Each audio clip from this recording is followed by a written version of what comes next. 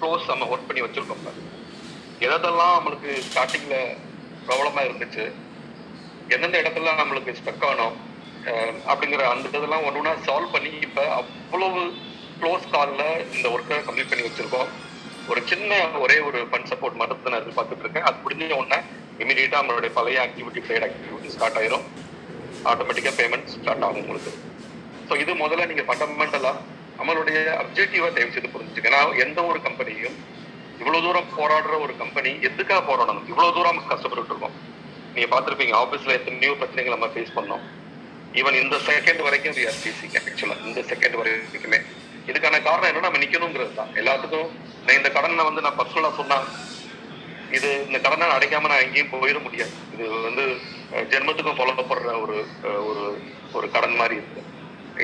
இதை just like விட்டுட்டு போகிறதுக்கான இது ஆப்ஷனோ அது மாதிரி நினைக்கக்கூடிய ஆளோ